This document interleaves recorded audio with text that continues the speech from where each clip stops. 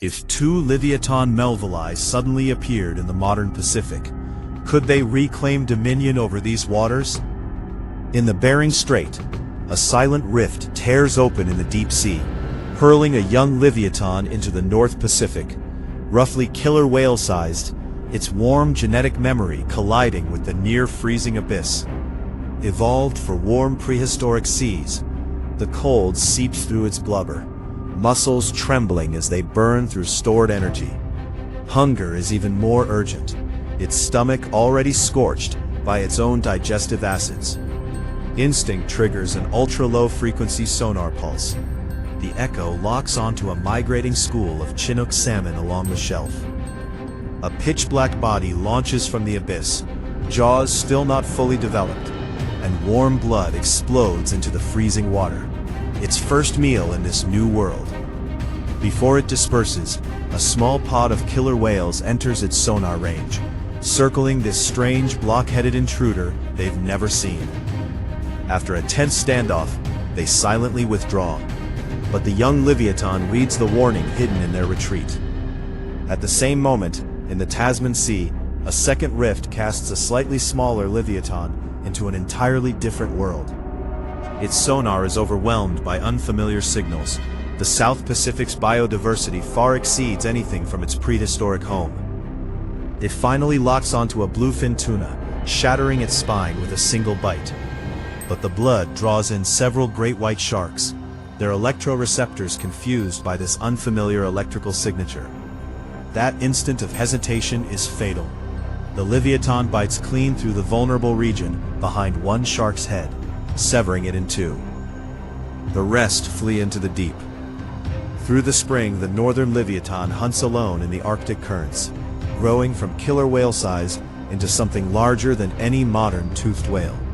Its skull develops a dense keratin layer even barnacles can attach to, its teeth replacing faster than any modern whales.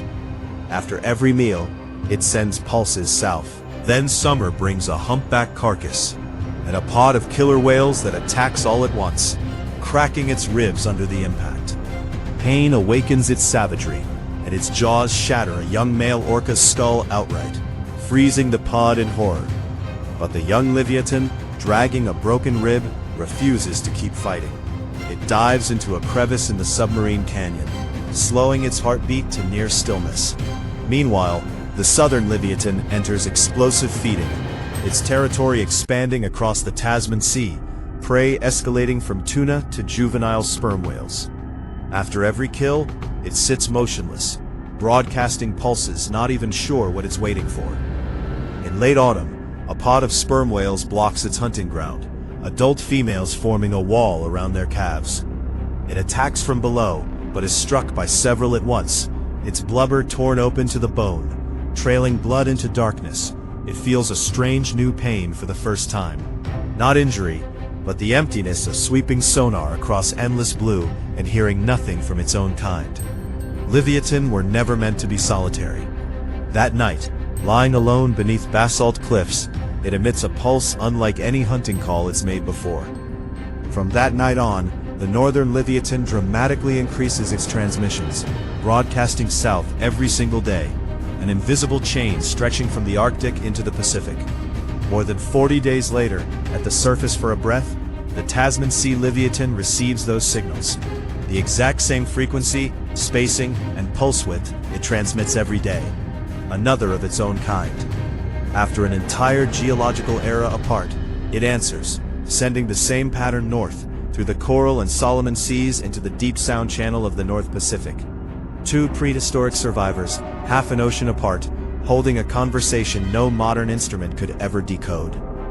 The northern Livyatan abandons its rich salmon grounds and turns south along the Coral Trench, now large enough to dwarf any modern toothed whale, smashing straight through a pod of killer whales that tries to intercept it, snapping the leader's spine mid-charge.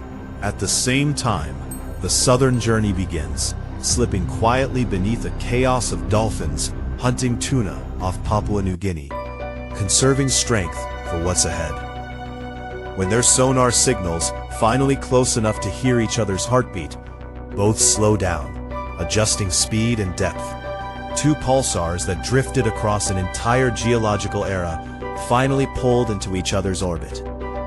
At the meeting point of the equatorial countercurrent, two enormous blows erupt from opposite directions, crossing above the surface. The two Livyatans hover, sonar fields intertwining, then dive side by side. Soon after, they intercept the migration route of an adult blue whale together. The northern one biting through its lower jaw from the front, the southern one severing its tail tendons from below. The largest animal on the planet never even manages a splash in its final moment. Their first coordinated hunt, from encirclement to death, lasts the span of a single breath. The scent of blood draws in the largest transient killer whale superpod in the region. A forest of dorsal fins closing in from three directions in a hunting matrix covering the entire water column. The northern Livyatan meets the first assault head-on, smashing the lead orca's chest apart with its skull. The southern one strikes from below, in perfect mirror symmetry, crushing a second male's chest. A third, then a fourth killer whale fall beneath the intersecting bites, the superpod's attack rhythm broken for the first time ever. They scatter into the deep, leaving floating corpses behind. From that day forward, the ecological order of the equatorial Central Pacific is completely rewritten. Killer whale pods avoid what were once their prime hunting grounds. Sharks alter migration routes tens of thousands of years old. Blue whales redraw their entire trans-Pacific paths, and the two prehistoric kings patrol side by side through waters no other creature dares enter, their sonar sweeping the endless deep blue together.